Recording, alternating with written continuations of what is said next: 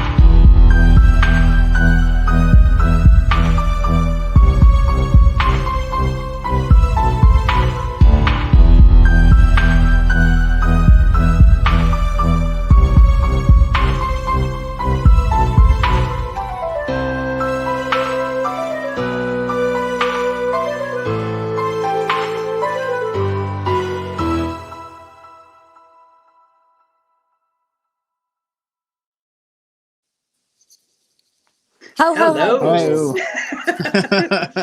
What up, what up, what up? Welcome back, everybody, to Everything Vaguely Paranormal. We've got a wonderful little episode in store for y'all over Christmas Cryptids. Yes.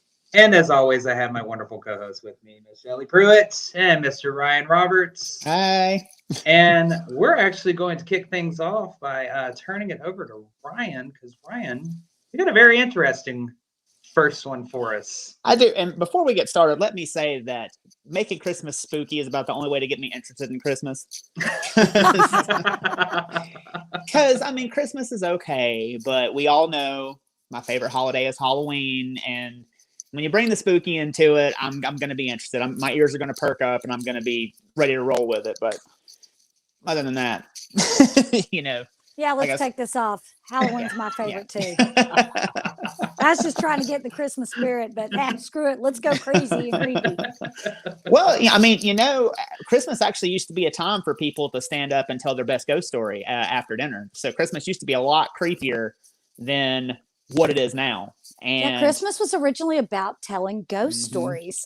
I think about the one the very famous, A Christmas Carol. He's visited by 3 ghosts. They don't say 3 angels. They say 3 ghosts. Ooh. Okay. So we can put the creepy in Christmas. Let's put the creepy in Christmas. Yeah, people would have feasts and tell the stories. We're going to give you some wonderful things to scare your naughty children with. If they're naughty, you just bring up what we're going to tell you, and they will behave. Like Elf on a Shelf. Screw him. Ain't got nothing on this. Yeah, let's do the doll in the hall and just put her up there and pose her different, Yes. have her with her hands around the Elf on the Shelf's neck because little fucker didn't behave. Yeah. But yeah, doll in the hall. The stuff we're going to tell you about tonight will definitely have your kids wanting to pay you mind and not step out of line. So what if I told y'all we're going to start this off kind of light and nice, because as we go along, you'll notice a trend. Things get a bit more sinister as we go along. So we're going to start off light and nice and something kind of interesting. What if I told y'all there was a holiday where you had to rap battle a horse skull that showed up on your front doorstep, and if you didn't win, the horse skull get to come in and raid your liquor cabinet? What did you say? Rap battle? Yes, you have to rap battle this horse. Okay. Were there certain words I'm you intrigued. had to use, or did you have to did you have to throw in a or something in there to win? No. So what this holiday is, it's called Mari Lwyd or Lwyd, depending on who you talk to. It is a Welsh holiday. And what it is, it happens the week before Christmas and New Year's, the week between Christmas and New Year's, I'm sorry. And it means Holy Mary or Grey Mare, depending on who you talk to, too. There's a lot that it's kind of left up to interpretation, because people don't really know where this tradition came from. They kind of have an idea, but they're not really sure. So you're just gonna let somebody show up at your house with a horse skull and then come in and take all your booze? You know what handles a horse? A shotgun. You ain't getting my liquor. This one might, though. You have to rap battle him, Shelly. You got to come up with something on the spot to make sure he don't get to raid your liquor cabinet. Can we do insults? I'm much better at that. Oh yeah, and that's what it is. Oh, okay. I can do that. I can. Yeah. Win. Yeah. What do I get if I win? You get to keep my booze. You get to keep your booze. Yes. Well, what the hell? It was mine anyway. Well, not when Mari Lwyd shows up, because it might be his when he shows up. And that's what he looks like. That's what you're rap battling, Shelly. That is what you're rap battling. Yeah. Oh no. Yeah, that's what shows up on your doorstep. Why do they got a Christmas ornament in his eyeball socket? That's creeping me out even worse. No. Well, I believe I'll get to that down here a little bit later, but tell me about it. It's believed to be a pre-Christian pagan ritual to signal the start of Samhain. Originally, like I said, and once again, too, this all depends on who you talk to, because some people are like, no, that's not it, and some people are like, yeah, this is it. There's a lot of conjecture over this thing, and they believe that. So Samhain was the end of the pagan New Year, and Samhain is what Halloween is. Shelly, you okay? You about to die? I'm making up my own rap battle in my head, and it's not safe for air. Go ahead. So at the end of the pagan New Year was Halloween or Samhain at the time. And then when the Romans came and took over, and then the church took over, they switched to a Roman calendar. So the end of the year became the end of December. And they said that this thing was moved to the Roman New Year, and over time has had a Christian meaning attached to it. So then it became Holy Mary. And sometimes they say sometimes it represents an old horse god, but they're still not sure. So they don't really understand where it came from once again. And it might be an old horse god. We have no idea. Yeah. We're just going to keep going with it. Yeah, it's we're just going to keep doing it. And I believe it's just in South Wales, if I'm not mistaken. And there are certain places around the world where they kind of do it sparsely, because they've use the internet to figure out what this tradition is. And people are like, holy shit, that sounds like fun. I'm gonna go door to door and try to raid somebody's liquor cabinet and dress up like a damn horse. So Could you imagine this thing? Could you imagine this thing showing up to like Eminem's house or something like that?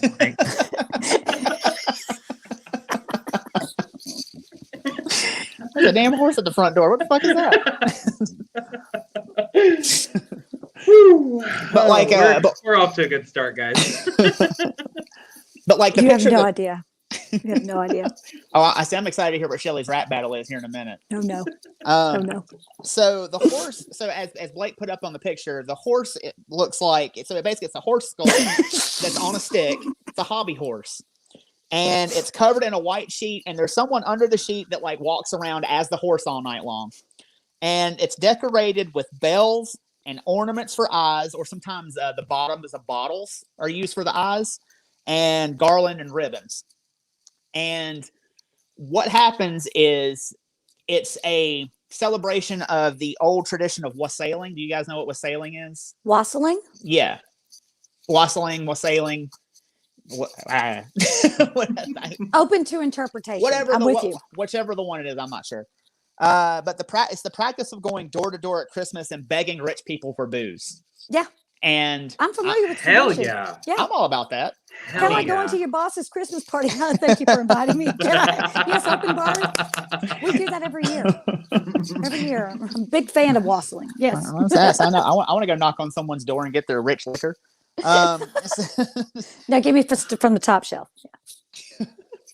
But Mari Lwyd goes door to door with handlers. So there's a group of people with them that lead him by the reins from door to door, because I don't think the guy can see very much underneath that damn sheet with the horse head on the stick. So they lead him around and they show up and they knock on your door.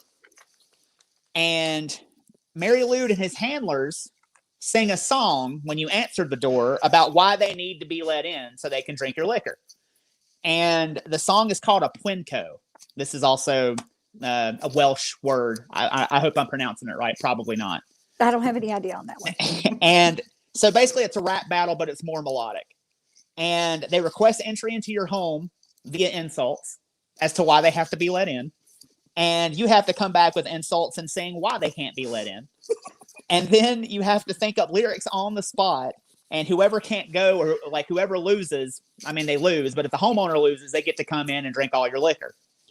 And a lot of the times the homeowners will lose on purpose because it's believed to be good luck to let them into your house. But they still like go through the whole song and dance to see who can beat who. And once they get led into the house, the horse head will chase your children around.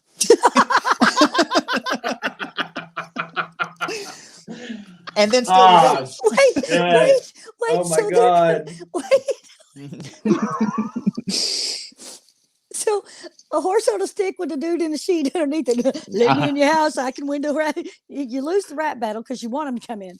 Then you want them to have all your booze, and then you allow them to randomly chase your children to the house. Yes. No. My kid would have been traumatized at Christmas. He'd be like, "No, mommy, please don't let the horse in tonight."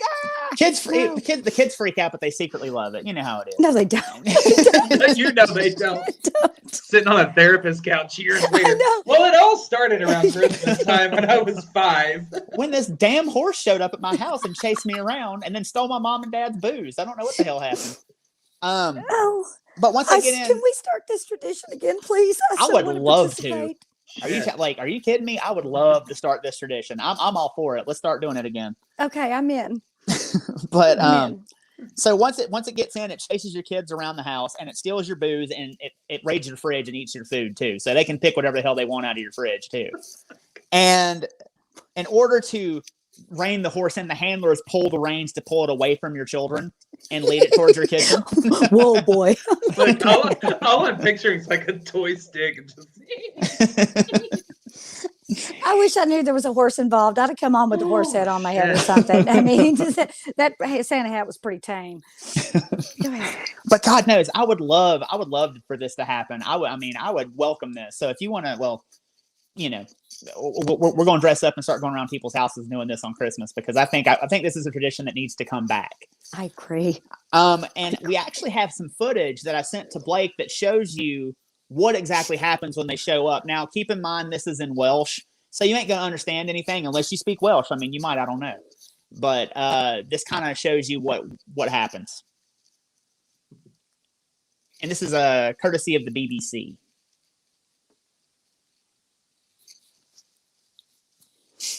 Oh, hell no. So see, he's coming around the corner. Are those his jingle bells? Yes, it is. Yes. And they knock on the door. Wel dyma ni'n dywed gobeision, di'n niwed I ofyn am gynnar, I ofyn am gynnar, I ofyn am gynnar I ganu. Os noch o I gynnar rwch rywed ar gyniad, pobl mae'r madowiad, pobl mae'r madowiad, pobl mae'r madowiad nos enw. Mae'r Mari Lwyd yma, llawn sydd ar y gana, mae'n werthu roi gola, mae'n werthu roi gola, mae'n werthu roi gola I wyled. Everybody. Os oes yma ddynion Oh, not the freaking horses singing. yn gwylion, yn rhywbeth atebion, yn rhywbeth Oh, fucking A, Shelley. I took a drink while we said everybody. Now, the person in the house is singing back Oh, to it's them. their turn finally. Yeah.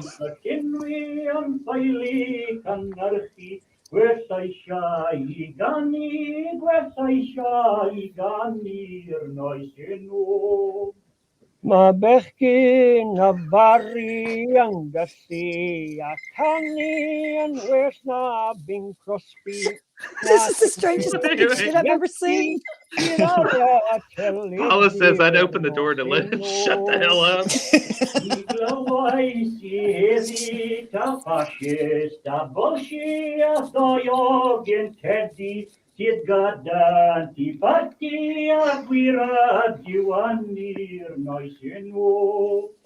Mae bechgyn a fari Oh my yn Wait, how long does this rap metal go on? I think it's not over, I believe. Because he's about to let him inside. Bydd rhaid I tirannu'r nos enw. My Wilson. So yeah, they go back and forth for quite some time. I'm telling y'all, this tradition needs to happen. Yes. Mae setha der chwigan yn mynd I Llanharan, fydd doi bab ar wigan, fawr bwlch yn yr hyrian, sy'n dod o Thames Ditan. There we go. Yep, so he lets him inside. Now, I don't know if you noticed, but at one point, like the one thing that I could make out was he said Bing Crosby. And as I was looking in the comments of that video, they didn't translate the whole thing, but like one of the like blustery things that he was saying was like, hey, we sing better than Bing Crosby, so let us inside. So that's something funky that, that they would do. But I mean, in every video that I found of them doing that tradition, that carol, like they sing the same tune, but they make up their own lyrics every time, depending on where they go and who they're talking to. But that is Mari Lwyd.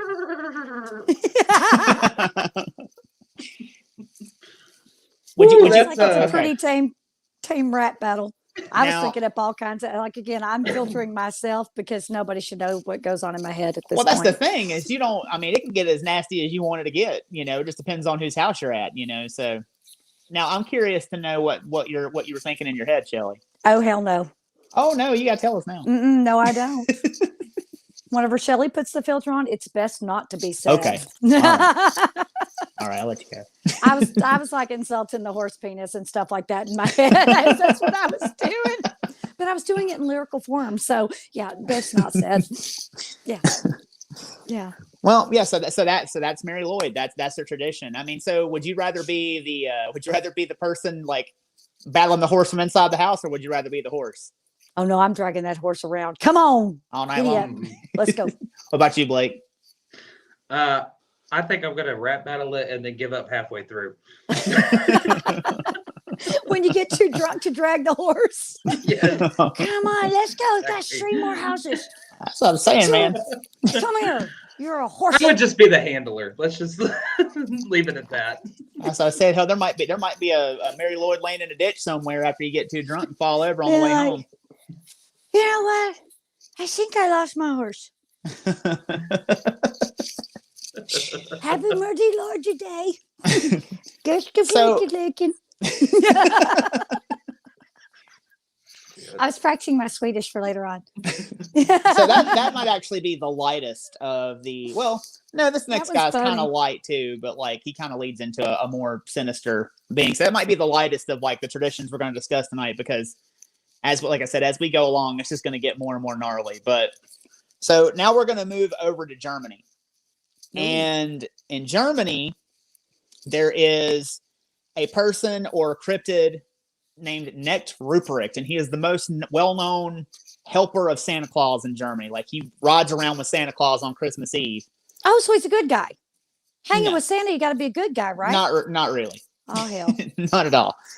He's actually not too bad himself. He's just kind of creepy. He is the basis actually for Krampus and the basis for the Belsnickel, which we'll be discussing here in a little bit.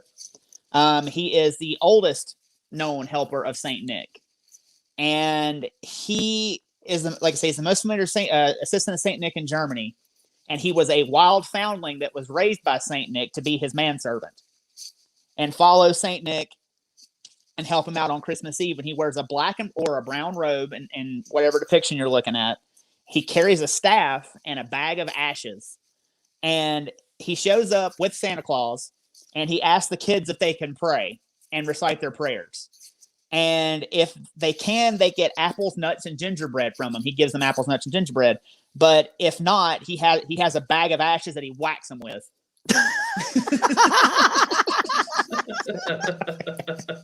I may not be religious, but I think I figured out how to pray if you go hit me with a sack of dirt. Yeah, sack of dirt. Can you pray, Shelley? Whack! Oh yeah, our Father who art in heaven. I think I learned my lesson pretty quick. Give me an apple.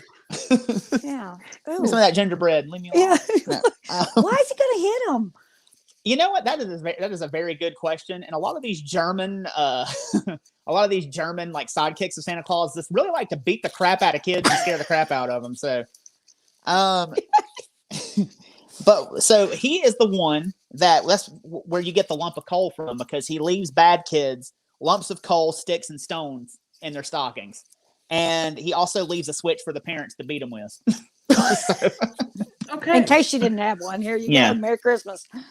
So, yeah, I mean, he's just pretty much like Santa Claus's manservant. And over time, depending on which region of Germany and which region of Europe you were in, depending on, how that story continued. Because, like I said a minute ago, he was the basis for the Belsnickel. And the Belsnickel he comes from Southwest Germany. And Southwest Germany is known as the Palatine region, and it's covered in 1/3 forest. And the Belsnickel is a creature or person, depending on the depiction, that lives in the woods. Oh, hell. He's beating kids too. It's got him tied to a tree? Yep. He does have him tied to a tree. He's spanking him. So he lives in the woods, and he also, so as far as his origin goes, he comes over to America with the Pennsylvania Dutch, who fled that region and came and started, they're like in Pennsylvania. And he also shows up in parts of North Carolina and parts of the Appalachian Mountains where there was German communities. And the name we get, and the Americanized name is Belsnickel. He was originally known as the Pelsnickel. But, and the Pelsnickel literally translates to a wild Nicholas, or Nicholas in furs. And he's half man and half beast, and lives in the woods, and comes up and shows up and scares the hell out of your kids. Now, the English people thought, like I said, they thought he was Belsnickel because he does wear bells in some depictions of his of his appearance. So they thought they were talking about the bells on his clothes, and so they started calling him the Belsnickel or the Belsnickel in America. And what he looks like is he's a skinny-looking wild man, and he wears tattered garments and furs. He lives in the woods, and he carries a switch or a whip in one hand and a bag of treats in the other. And his face is dirty and blackened with soot, and he has little bells all over his outfit. And what he would do is he would show up on Christmas Eve right before the kids went to bed. And he would appear in a window, knocking at the window with his switch. Oh, hell no. Somebody with no, you go banging on my window with something you're going to hit me with. I'm letting you in. The hell with you? You stay outside and freeze. Or he'd beat on the door or like beat on the side of the house and, ask to be let in. And he'd come in the house running on all fours and running after the children. Oh, shit. And he'd find the children who were bad, and he'd whip them and ask them to confess their sins for being bad for the year. And if they didn't, he would whip them and then say, because they got a whooping, it made up for what all the bad they did all year. And he'd tell Santa Claus they were okay to get presents. And boy, that's a mixed message. It'll beat the hell out of you. Now you fine. Go on. Speaking of mixed messages, I mean, we ain't done yet. Just wait to see what else he does. Jesus. And it says after he got all the bad kids and everything, he had a sack that he carried with him, and he would dump the sack out onto the floor. And the sack was full of candy and nuts and cakes. And the kids would scramble to grab the candy, the nuts, and the cakes. And if he thought a kid was being too overzealous or too greedy, he'd beat the hell out of him with his switch. Here you go. Come get it. No, thank you. You go. Can you just hand me one? No, get away from me, you weirdo snickeldoodle or whatever the hell he's called. Snickeldoodle. What's he called? The Belsnickel. Belsnickel. Yeah, Or I'm not good with foreign words. Snickerdoodle or whatever. Well, what is it? What? The Belsnickel. Yeah. The Okay, Snickerdoodle. Yeah. Yes. I didn't. The Snickerdoodle. We're just going to start calling him Snickerdoodle. Dickle or something. I don't know. George Dickel. George Tickle. There you go. So I don't like him one bit. no, I mean, he's kind of fun, but kind of unpredictable, and What is fun about that? I mean, you get cakes and cookies and stuff if you're good. If you're a good kid, you ain't got nothing to worry about. But you got to get it before you get the hell beat out of you as you go grabbing for it. Don't be greedy. I mean, don't be greedy. I mean, you can be nice and go grab your cakes and cookies and candy. You don't have to worry about, if you're not a bad kid, not a greedy kid, you ain't got nothing to worry about. Oh, I get the hell beat out of me at every fucking time. I would too. Oh my God. I'd be the kid strapped to the tree. Get the shit. I would too, yeah. So if you were a good kid, he wouldn't bother you, and was kind to you. So he would be nice to you, but he'd mess with everybody else. And the parents would give him booze as a thank you for coming That's by. why he's beating the kids, because they're giving him booze. He's like, which one you want me to get next? And he would talk to the bad kids and warn the bad kids to be good, or he would come back next year and whoop them again. So you got that. But now who is the Belsnickel? So who would dress up as the Belsnickel? Now they said it was probably a mom or dad or a family member, and they would mysteriously have something to attend to at another farm for a little bit. And then a few minutes later, the Belsnickel would show up as soon as they left. And after they would come back, after the Belsnickel left, mom and dad or whoever was playing the Belsnickel would mysteriously come back. And sometimes it was a community elder, and they were already drunk as a damn skunk by the time they got to their house, because they hit all the houses in the area. And by the time they got to the last house, they would have to sit down for a while before they had to go back home, and they would still sit and drink with the parents. Now, as time went on and people started moving to cities in the United States, there was an urban Belsnickel tradition. Now, this is going to sound like something similar that we do today, but it's just at a different time of the year. So, like I said, the traditional Belsnickel is more rural, and the urban Belsnickel came into play as populations moved to the cities, and now urban Belsnickeling is more like Halloween. Urban Belsnickeling? You just made that up, but I'm sure with it. Straight up, urban Belsnickeling is what it's called. So young men would dress up in old clothes and masks that were homemade and roam neighborhoods, hiding in bushes and scaring the crap out of kids and women that were walking down the street. And they would give them treats after they scared them. And they also went door to door demanding treats from people and demanding booze or whatever from people. And people would give them to them because the people were like, we don't know if maybe this is the real Belsnickel because he might take the form of someone who was in the neighborhood. We don't know if this is the real one. So they would give him whatever he wanted when he went to when these groups of dudes would show up at the door. And you jump out and scare me, my fight or flight, you're going to get clocked. And you ain't getting no candy. Clocked. You're going to be eating your teeth. Well, no, they give you treats though if they scare you. Oh, they give me a treat? Yeah, that's what I said. Is that before or after I punch them? If you punch them, I doubt they'll give you anything. But oh, so that kind of like negates the whole treat thing. That would probably negate the whole treat thing. And but if they show up at your house, you better give them what they want because it could go either way. And they would come at all hours of the night. There's stories of people like getting awoken at 3 a.m. by a group of like Belsnickels that showed up at their house and like, hey, we want cake. So give it to us. I do that sometimes. I'm not gonna lie, Hey, I want cake. Did you already eat all that buttermilk pie? Damn it, I forgot we had it. I know. I completely forgot about it.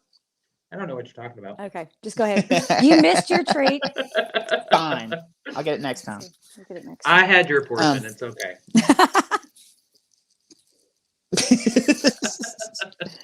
So, where did the Belsnickel go? Because, like, that's one of those things. Wait. Go ahead. This don't sound like it'll work No, in Texas. Not at all. I mean, all you gotta hear is. That's it. That is surprising, though. Now that you think about it, because Texas was heavily settled by a lot of Germans, so I wonder if there's any. Because in my research, I didn't find anything, but I wonder if there's like any instances in Texas of this happening, like back in the day or anything. That'd be something kind of interesting. But yeah, no, people shoot first and ask questions later here, so this ain't something you want to do down here. No. Well, just like the other night at my house, I saw flashlights on the back of my property. I'm like, I got the shotgun right here. And they can attest to you, I did yell, get. You did. I did yell, get at them. Said, go on, get. She goes, get. You get. And I even said, loud enough, I got this shotgun right here. Suddenly, all the flashlights went out. Fascinating how that works. No, so why don't we hear about the Belsnickel today? Where did he go? So there's a few different factors in this. There's a lot, mostly has to do with advertising because people, when they come to the United States, a lot of the times they left old world traditions behind when they moved to a city. And then think about like the 20s, 30s, Coca-Cola really started pushing Santa Claus heavily. And so people kind of started to get away from these more like sinister beings around Christmas and start to embrace Santa Claus because Santa Claus was happy and go lucky and everybody wanted Santa Claus to come and visit them. Didn't beat children as far as we know. So the kids were liked him. Yeah. Yeah. He was jolly and more appealing to the kids, but you have that. And then, like I said, you have people who moved to cities trying to get away from old world traditions. And then specifically with the Belsnickel, you had World War I break out, and then you had World War II break out. So there was a lot of anti-German sentiment, and people were trying to get away from that. They're like, I don't want to be associated with anything that has to do with that. So they became more Americanized and, dropped those old world traditions. And what's funny, though, is in the last, maybe the last 20 years since people have had more access to the internet, the Belsnickel has kind of started to make a little bit of a resurgence. People are looking up these old traditions and people are starting to find out about this stuff.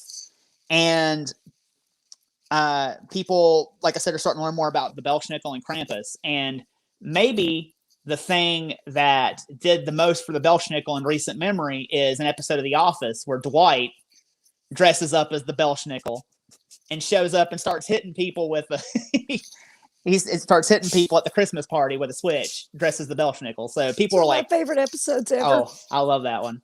And someone, I think in the episode, they're like, well, who's better, Santa Claus or the Belsnickel? And he goes, well, Belsnickel is better because Belsnickel is feared. I just found my new Christmas party costume. But if I can't remember what season it is, but it's one of the Christmas episodes. Go watch that episode and you'll see Dwight dressed as the Belsnickel. And ever since then, he's kind of started to come back around a little bit more and people kind of know who he is now. That's hilarious. Yeah. Love that. I love that.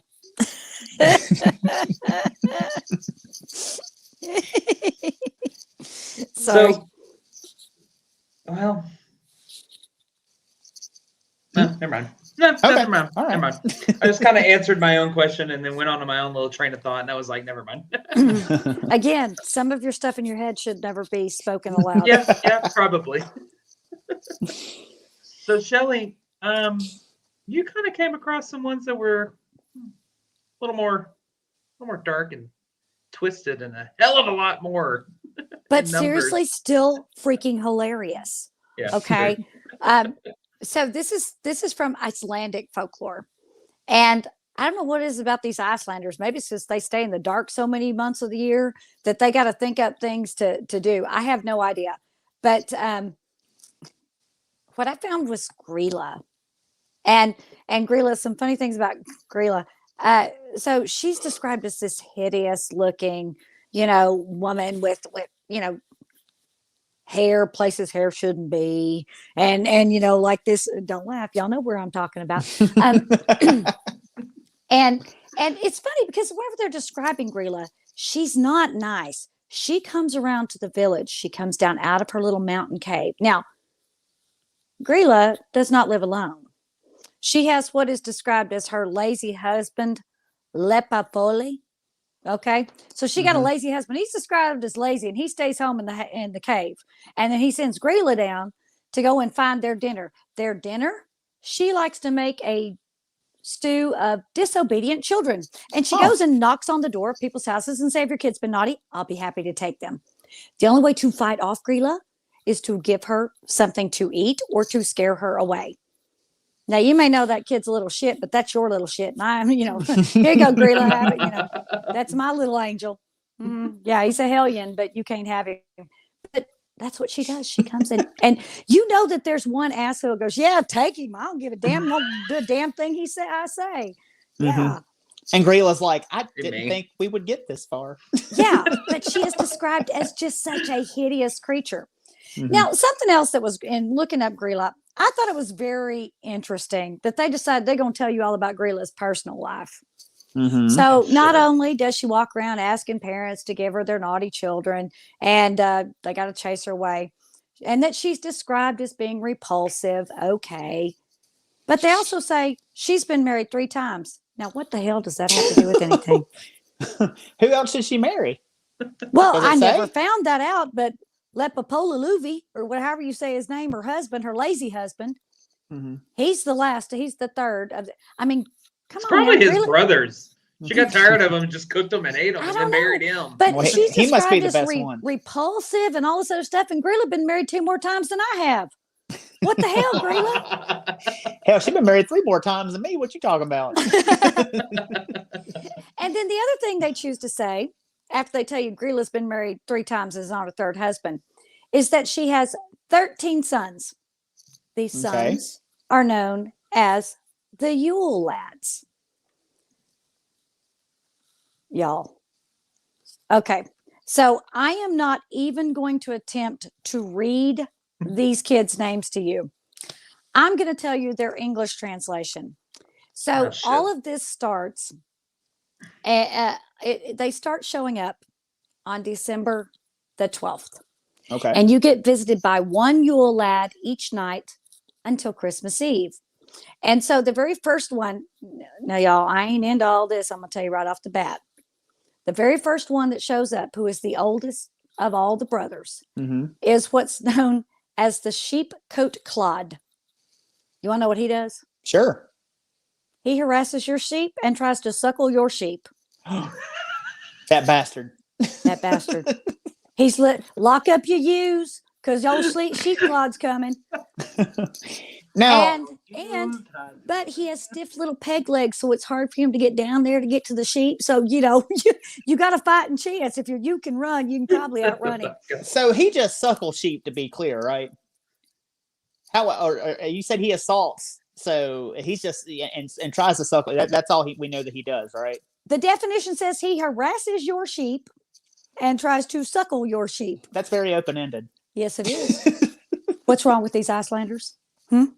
So is the sheep after he's done. So in order, and now after he does this, if he can't get to your sheep, he's going to come to your window. So the thing is if he thinks you've been good, everybody's supposed to leave a shoe on their windowsill. Okay. And if you've been good and he can't get to your sheep because you've done your chores and you put your sheep up like you should, he'll leave you candy. And you should leave him, like each one of these have their own little treat you're supposed to leave him. Like he really likes sweets and milk. So you leave him little milk and any kind of sweet. And if you do that for him, he'll leave your sheep alone. Yay for the sheep.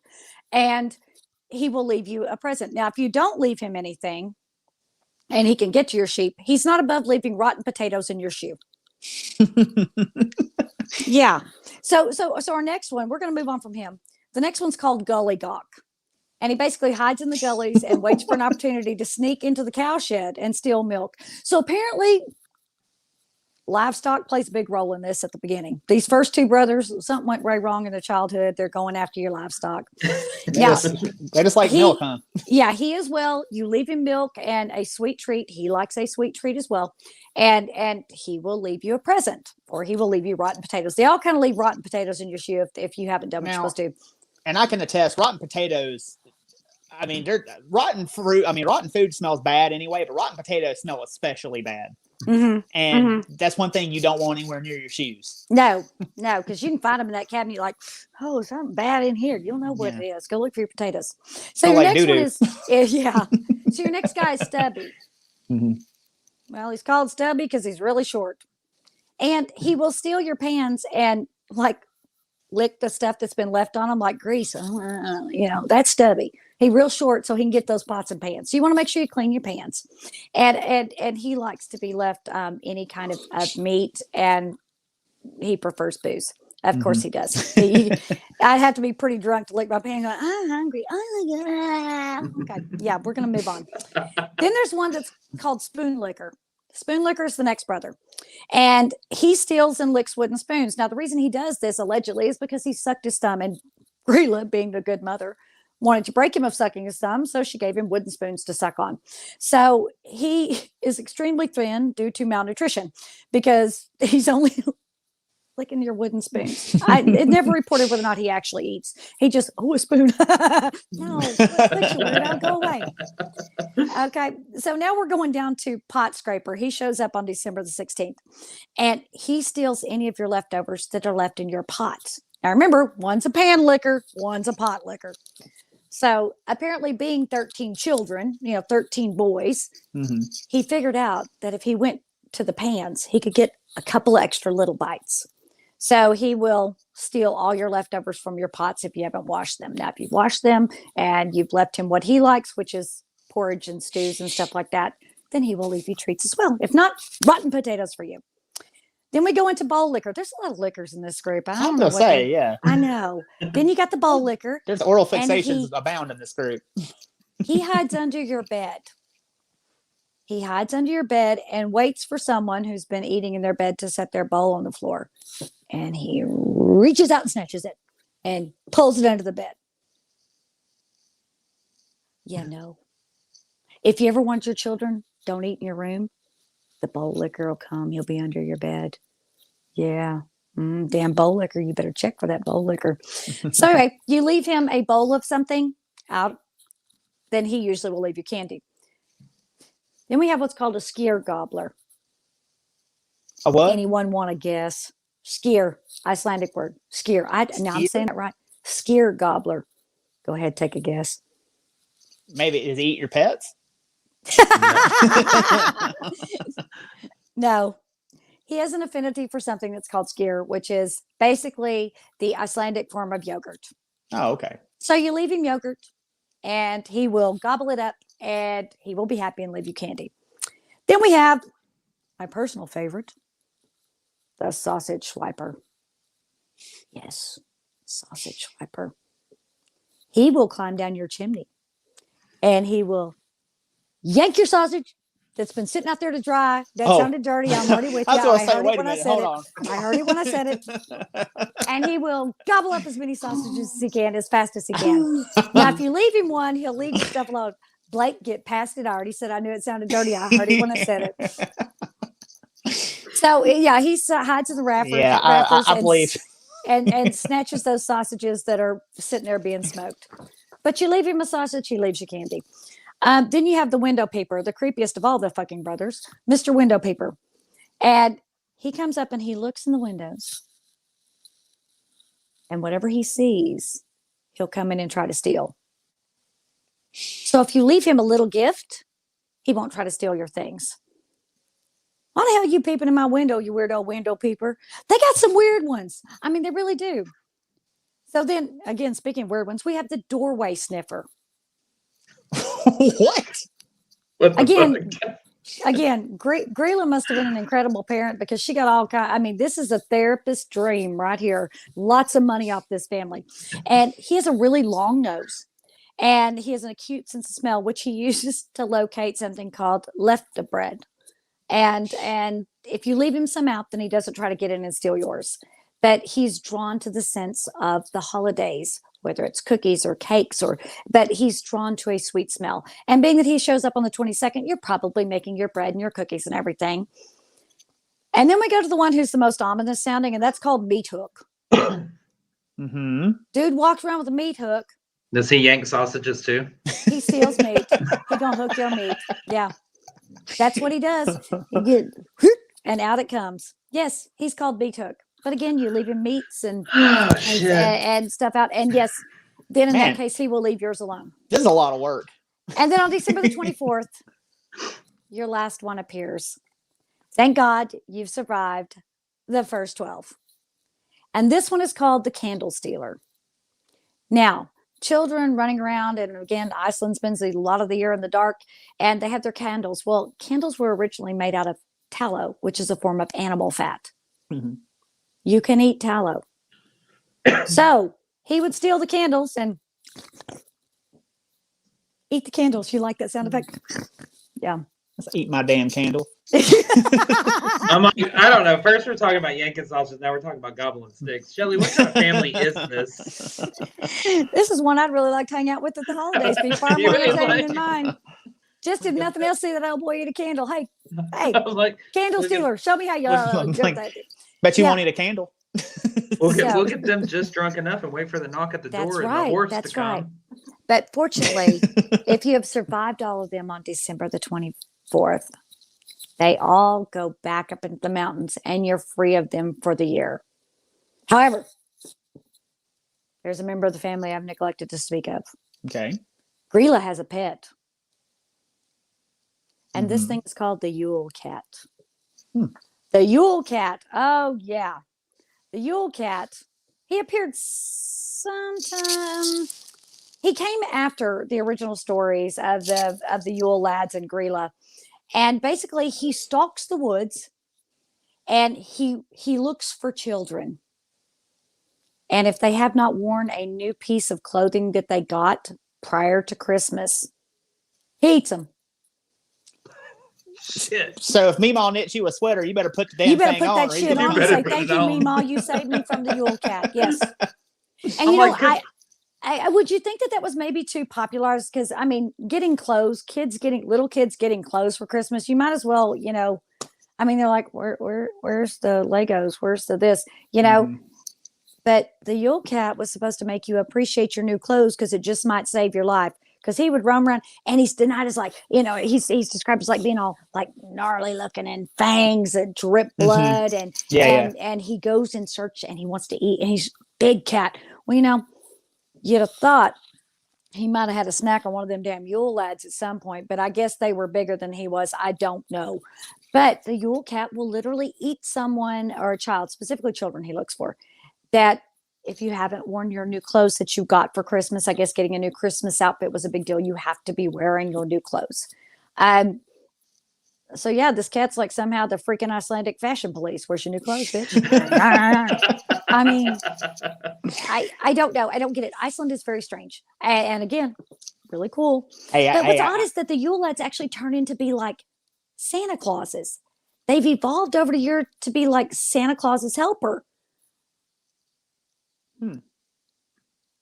No, thank you.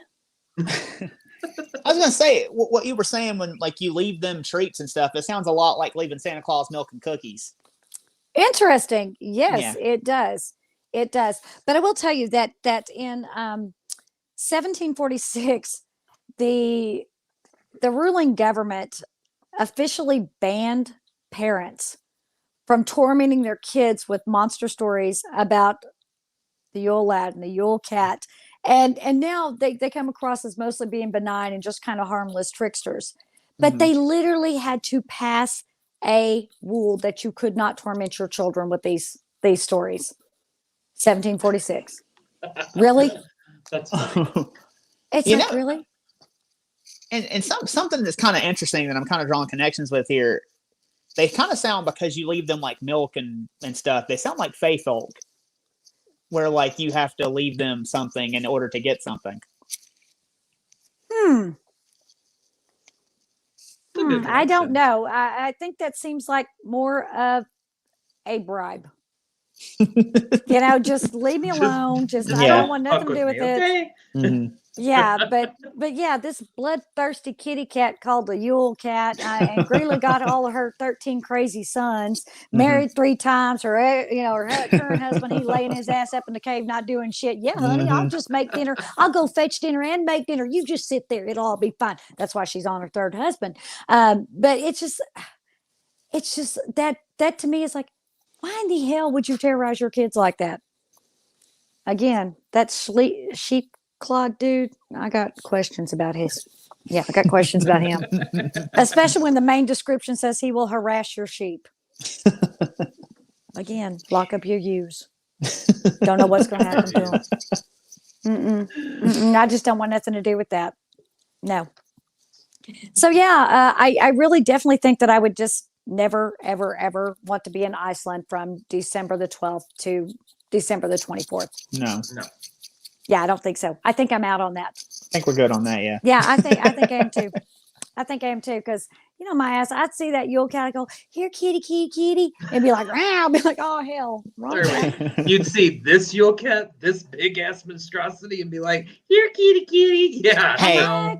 I ain't gonna lie to you. I'm a total cat person, so I totally would do that. I don't And care how then, big he then is. you'd end up with vicious pussy, and you don't need none of that. I mean, I don't know. It's been a minute. Again, this is not a safe for work podcast. I should have mentioned to put on your earphones before you begin listening to this. You knew what you were getting into. We've already dropped the F-bomb like 5 times. So just I mean, roll hell, with you it. got a sausage snatcher and vicious pussy and everything else. So. And a sheep harasser and a meat hook dude, and yeah, meat Not really. grabbers and everything else. Yeah, meat snatcher. I don't know. So, well, we've lost Blake. He'll be with us back shortly. I think we broke him. No, he's Shit. not broken. He's just bent. Straight and narrow. Straight and narrow. Liar. No, but there is another one. So let's move off of Iceland because, Okay. I mean, really, that kind of scares me. So let's go to someone who is known as Befana La Bafana. And she comes from Italy. Okay. And she is an old woman who delivers gifts to children throughout Italy on Epiphany Eve, which is January 5th. Okay. So January 6th is the Epiphany. Oh my goodness. Bafana Hi, just Ryan. got Ryan. So the popular belief is that her name derives from the Feast of the Epiphany. And she's really not described as being that bad. But she is described as being a Christmas witch. She's got the nose and the hair and the teeth and the hat, and she flies around on a broomstick. Yes. And so why are they always making the women the Christmas witch or making them look like Gryla? I don't know. And Santa Claus, he looks all happy and puffy and stuff. But in the popular folklore, Befana visits all the children of Italy on the eve of the Feast of Epiphany to fill their socks with candy and presents if they're good, or again a lump of coal or dark candy if they're bad. What should she do? Stick licorice in there? That's the only dark candy I can think of. I was like, shit, if she's giving out dark chocolate, come talk to me. That's my favorite. What you talking about? Yeah. So they would put a stocking that was placed, on the fireplace. This is the hanging the stockings, and they don't do that on Christmas Eve. They do it on January 5th, leading into the 6th, because Befana comes around and fills the stockings. And if she places candy and stuff in your stocking, then before she leaves, she'll sweep the floor for you. Wasn't that nice? Oh, of her? that's so nice. I mean, allegedly Well, she comes down chimneys, kind of like Santa Claus does. And I guess she's going to be like, oh, I made a little mess. Sweep, sweep, sweep, sweep, sweep. Either that or she's going, Lord, this place is a mess. I better help this poor woman in this house. And I mean, you don't know. But, and the family leaves her typically a glass of wine. Here we go with the booze again. A glass of wine and a small plate of food with, just some of the local delicacies for Befana. And she's usually portrayed as a hag, riding a broomstick through the air, wearing a black shawl that's tattered and covered in soot. And she enters children's houses through the chimney. And she's often smiling and carries a bag or a hamper filled with gifts and candy that she puts in the stockings. So Befana really is like the female version of Santa Claus. And she's just as loved and revered in Italy as being the Christmas witch. So, I mean, she really isn't that scary, but why you gotta make her old hag? I mean, that's gotta piss her off. You got Santa Claus over here selling Coca-Cola, and she's over here and can't even get a laxative commercial. I mean, really? That has got to piss her off, because she's apparently a good witch. She's doing what Santa Claus doing, coming down chimneys and, stuffing stockings. And hey, she even sweeps the floor. Santa don't sweep no floor. Yet Santa's selling Coke, and she's like, hell, my broom doesn't work 364 nights a year. Can't even go get a glass of Metamucil. Shit. I know, can't even get a glass of Metamucil up in this bitch. But they do leave her wine, so maybe she can drown her sorrow. So now let's get on to some of Blake's, because I know Blake, yeah. There's one in particular I'm really interested in hearing about. So, we're gonna head back to like the Germany and Austria kind of region, like around the Alps and stuff like that, the Alpine region. Hell. Of that, yeah. And where y'all found these ones that, like, I don't know, leave you treats and presents if you do something like this or do something like that. I just found sadistic, evil, sinister, like complete opposite of what y'all found. There's no little tiny Yule Lads coming down to, but they're gonna suck on your sheet. like lick doors, licking bowls and sniff sheep. I don't know. Snatching sausages, licking doors, sniffing sheep, and I don't know. Anyways, so first one I'm going to talk about, obviously, is the one that's most well known. Obviously, it's world renowned, internationally known, thanks to Hollywood, is Krampus.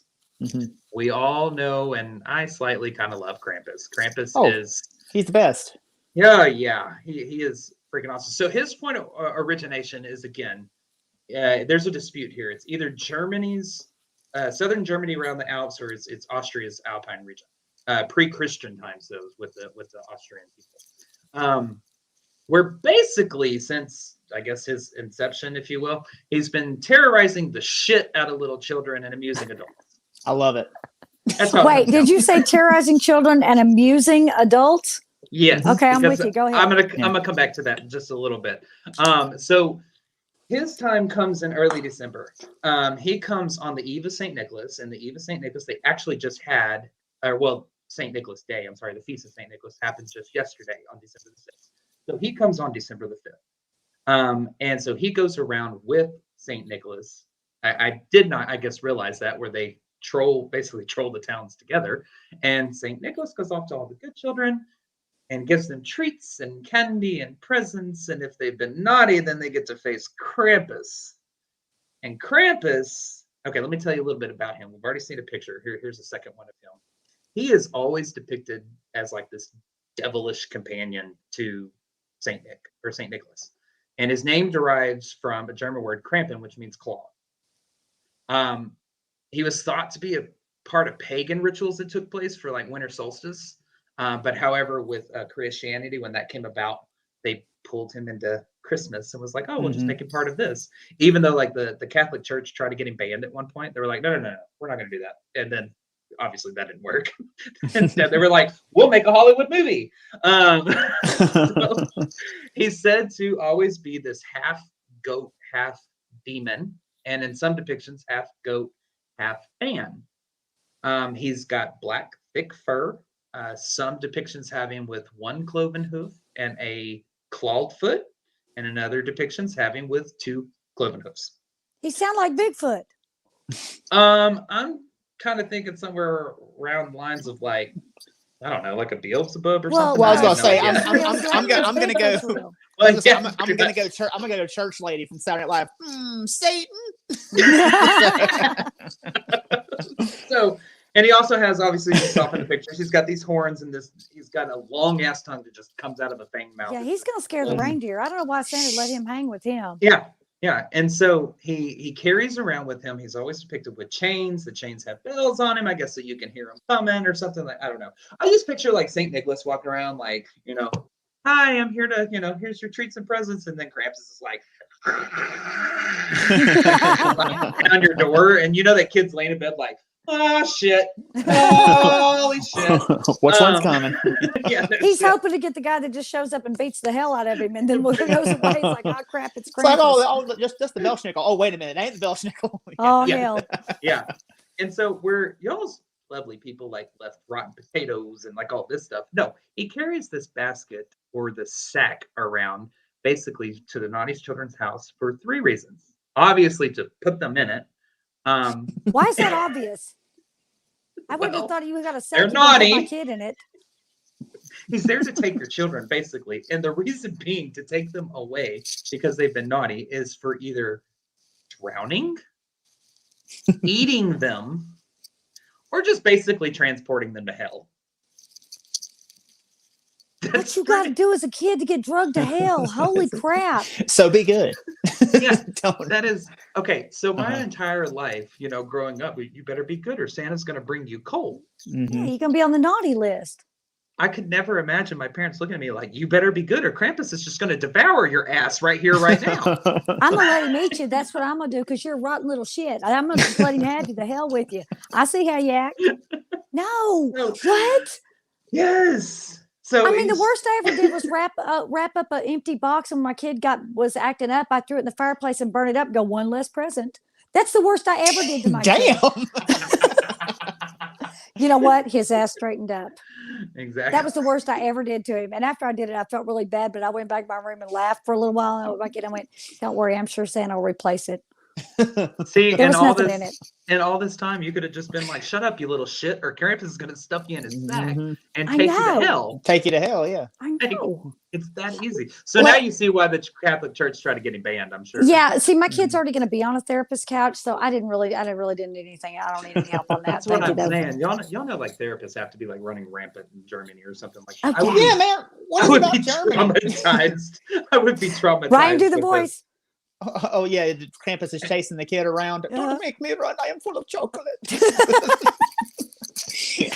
Now do the kid 30 years later on the therapist couch. He came into my house and made me run around. He tried to put me on sack and take me to hell. I don't know why that amuses me so much. Thank you. So Ryan. You're welcome. I guess unlike the Yule Lads basically being banned by the government, they decided to make this whole celebration of Krampus. And it started Hell with yeah. Krampus cards. That's kind of basically how it all started. And so it's greeting cards that would depict Krampus on it. And older versions depict him more sinister and evil, towering menacingly over the children. I'm going to take you away and eat you and shit like that. And the newer ones, this is the funniest part, the newer ones have depicted him as more Cupid-like and cute. And little shit's still going to eat your children. Yeah, I'm sorry. and take them to hell. Yeah. Yeah. Well, love is really pretty shitty sometimes. So Yeah. yeah, I could almost go with the Cupid version of Krampus. But Almost, then, yeah. since we're talking about yanking sausages, there also is another side of it. I wasn't talking about yanking sausages. Where that came from? Earlier we were.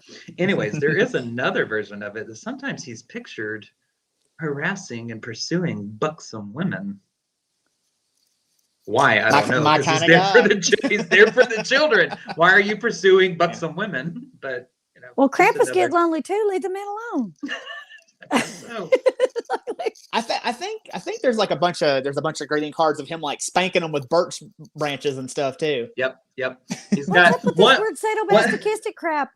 One that I came across. It is he had- Germany. He had like a little girl sat next to his little basket, and a little boy was like laying across his basket. Little girl's like this, and then the boy is like getting whipped by him, like right before he puts him into the basket, and I guess hauls both of them off to hell. Man, what is it with these damn Germans, man? They want to whip and beat the hell out of kids and scare the bejesus out of them. So we're talking about traumatizing them. However, Mhm. we're not through traumatizing them. There's actually more to the trauma. So every year they have this thing called Krampus Night. And so basically what it is they have a parade, and people bring all their little children out to this parade, and it's usually on December the 5th when he's supposed to come. And they have St. Nicholas there dressed as a bishop with a nice little gold staff, and he's walking through the streets. And then there's all these freaking Krampuses. I dig it. That's awesome. Oh, I ain't going to that show. That is so cool. I totally want to go to this shit. Oh, because yes. the whole point of this night is for the adults to dress up as Krampus and basically scare the children and chase them through the streets. I love it. So good. I'm a sadistic asshole, so I would just go for the voyeurship or voyeurism of it and just watch these. And then just see the just coming right at. Oh hell yeah! You know, there's one little kid going, "I'm not scared of you. You're wearing a mask." Well, there's that one. This was the picture that I found. This little kid, he's like, whatever, you little shit. For every crumb snatcher that has never shut up in a store when I was in there, or for, at the restaurant, I would take such joy in watching them being chased by a demon down the streets in Germany. I take it back. I would go to that festival because there's been a couple in a store that I'm like, if you don't take that child out, I will. Or in a restaurant. Yes. Mm-hmm.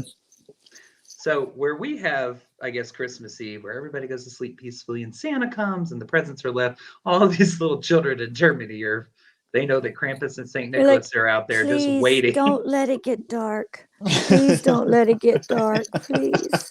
You imagine Do the your voice, parents... Ryan. Do the voice, Ryan. Don't let it get dark. Krampus is coming to get me. I'm scared. Is that your magic cover, Shelley? Magic cover, yeah. You're magic always cover. because you. Yeah.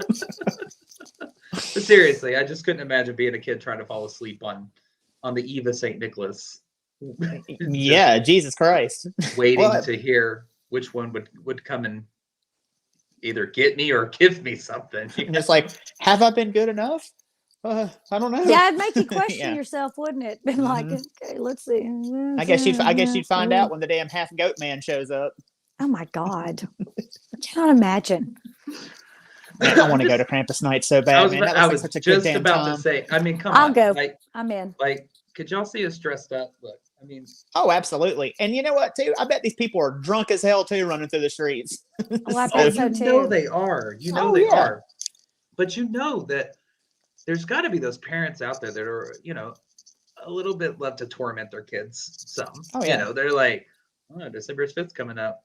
We're going to take little Timmy and down to the street. Like, I'm not a dad. I don't plan on being a dad, but on the off chance I ever am, I'm totally gonna be one of those parents. I'm totally raising my children with these German traditions. I really am.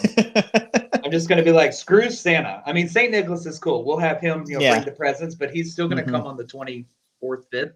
But I'm gonna make them believe in Krampus. I'll be like, Krampus is out there. Krampus is watching you. You better behave. He's going. And again, if CPS is listening, neither one of them have children. Don't. No, we don't. Yes. And if we did, Krampus took them to hell already, so we're good. Oh my God! Stop with that. Mine's grown. CPS, don't come see me either. Mine is grown. He's out on his own. It's good. So now we thought that Krampus was some of the worst. He has from what I found, a female counterpart. Really? Yes. Krampus got a girlfriend? Krampus has a girlfriend. We'll just leave it at that. Damn, even Krampus has got a girlfriend? Shit, what the hell am I doing wrong? I know, me too. Shoot, girlfriend, boyfriend, I'll take either one at this point. I don't give a shit. No, I'm playing. And these two are basically like a match made in hell. So her name is Frau Perchta. Okay. One more time. Frau Perchta. Okay. Also known as Perchta with a B, Mm-hmm. or in America, Bertha. Well, we got real original with it, didn't we? We did.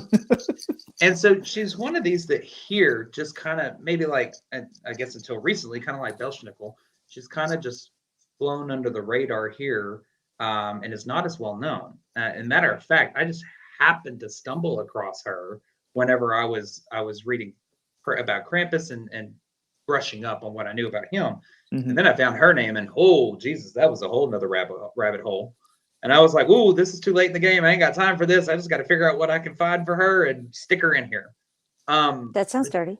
You, but you talk about she plays a lot with La Bafana. Actually, she is centered around Epiphany, except she comes not on the eve, but on the actual day of Epiphany, which is January 6th, which is also the 12th day of Christmas. Yeah, they're the last of the 12 days after Christmas type thing. Mm-hmm. So her place of origination is also around the Alpine region of Austria, in Germany. So wait a minute. If you're a kid, you've got to worry about Krampus one month, and then the next month you've got to worry about this lady. Pretty much. Damn.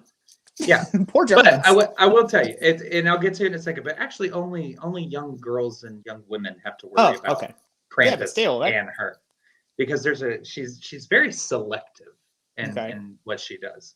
So, excuse me, her nickname. I'm just going to leave this, and I'll tell you in a second what it means. Her nickname is the Belly Slitter. Okay. Yeah. Based for the punishment that she likes to give out. Okay. Again, y'all had little trolls leaving rotten potatoes. So before we get too far into it, the depiction of her is she is often seen with a beaked nose made out of iron. She has these beady eyes, dresses in rags, and she sometimes carries a cane, and she's depicted as a very decrepit old crone. This is Perchta. Damn, she's scary. She also carries a long knife that is hidden under her skirt. Those are two separate ones for her. So what she does is she's also known as, and forgive me, she's also known as Spinnstubenfrau, which stands for the spinning room lady. So the whole point of her is young girls and women have the tradition that they spin flax or wool. And flax is like a strong plant fiber, good for weaving and all that stuff, because on that day of Epiphany, after that is time for the weaving season. So you have to get all that done. You set up your loom and you get to weaving. Well, if she comes on Epiphany and you don't have your flax or your wool spun, she will go over there and trample through all of it, mess it all up, and then light it on fire. Shit. So, and if that's not enough, if you really want to piss her off, she's very judgy lady about your housekeeping skills. So if your house is very untidy and not clean, and you don't leave out her traditional porridge for her on the night that she comes, her next thing that she would really love to do is slip into your bedroom, slit your belly open, disembowel you, and stuff your insides with straw and rocks. So she wants to make you a scarecrow. Hence the name, the Belly Slitter. Yeah, basically. Jesus Christ. So what the Shelly's at a loss for words. That's her thing. She's in charge of the spinning season. The spinning of the flax and the wool. Why the hell she care if I got all my flax spun or not? Bitch, mind your business.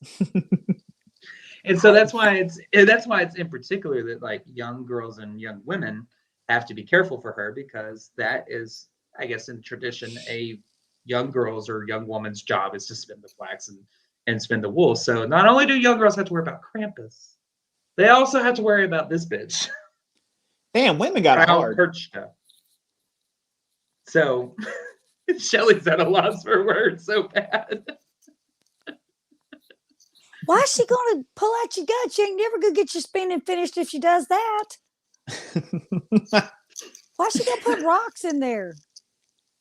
This makes no sense to me. Now, remember, you don't have. Not only do you have to have your spinning done, you better leave her some damn porridge, or she's gonna get And you. your house. Better Okay, be she clean. can choose. I can either clean my house and give her some porridge, or I can get my spinning done. Bitch being way too particular for showing up one night a year. Okay, porridge. She didn't piss on that porridge. She didn't get no damn porridge from me. But You however, come at me. Come at me. We'll see. Don't I you can bring a knife to a gunfight, because bring it back. What the hell's her name? Perchy? What's her name? Perchta. Bertha. Bertha. Frau is it- Bertha. Come on, Frau Frau Bertha. Bertha. Frau Perchta is her Frau name. Perchta. Yes. Mm-hmm. So, but she does a lot more than just actually check your spinning. Okay. There's more to her. So, there I have to kind of back up just a little bit. So she ties into actually some Norse mythology here, to where they go on this wild hunt in Norse mythology, which basically like a soul raving chase through villages and stuff like that. And if you're caught in the middle of this, then you're abducted and dragged to hell and all that stuff. So she likes to fly around with her little army of what is called Perchten. Now, Perchten are very similar and almost undistinguishable from Krampus. Matter of fact, the only way that you can tell which is when you hear and or see them. Now, Perchten are said to come during Belsnickel nights, or the knocking nights, which is the 3 Thursdays before Christmas. And legend says if you're out in the middle of the night and you hear the wind and the thunder from the mountains, it's not the wind and thunder you're hearing. You're hearing Perchta out with her Perchten on one of these wild hunts. And you better not be caught outside. Otherwise, your ass is getting abducted and you're just going to become a slave or drove to hell or something like that. Damn. Yeah. So all these German pitfalls if you're out late at night. Good God. Yeah.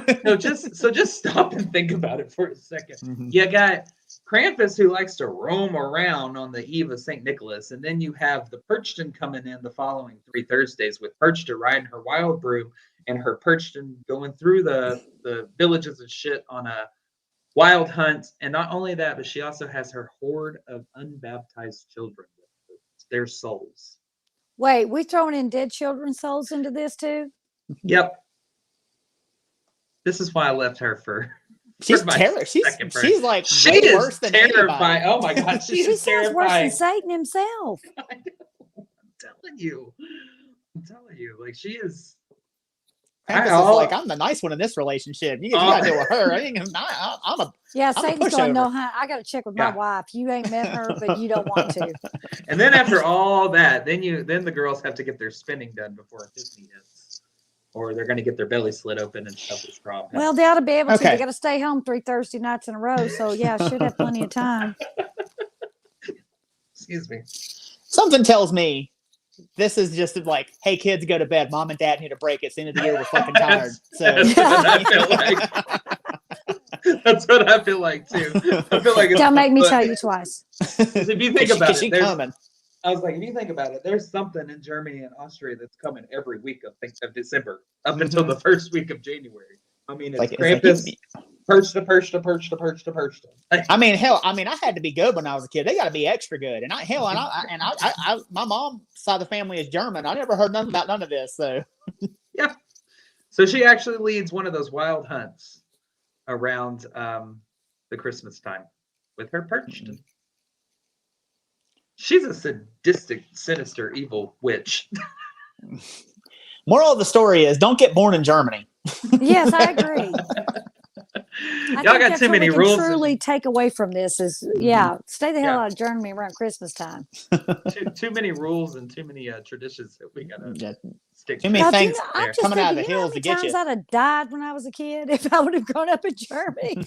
Or drugged to hell. Drugged to hell, been Krampus rare and I.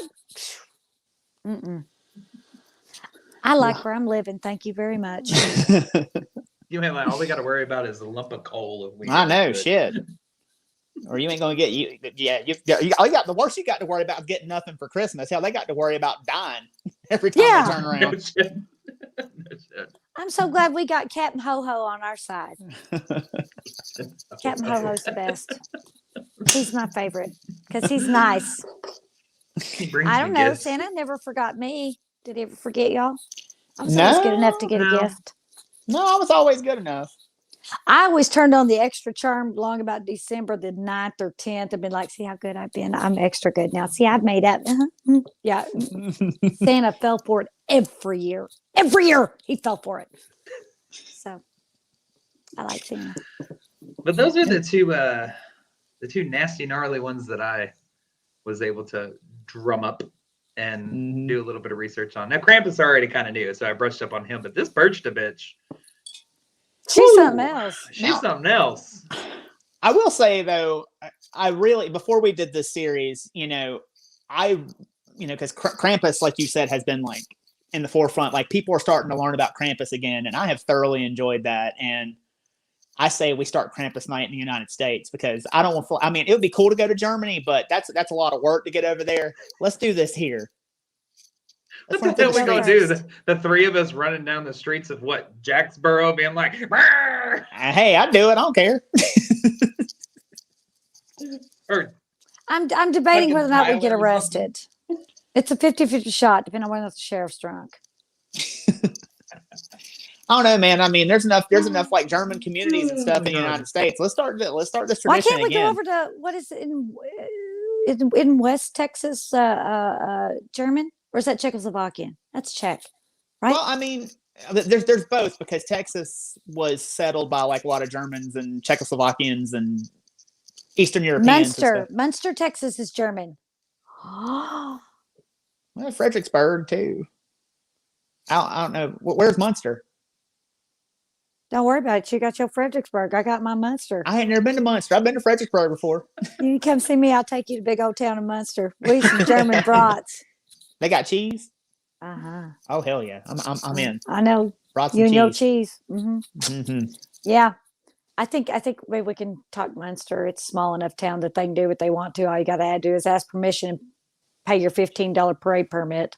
You gotta have a permit. It's gotta be legal. Run around All saying, right. hey, bring the children out. Us and all the listeners descend upon Munster at one time and dress like Krampus. Who's in?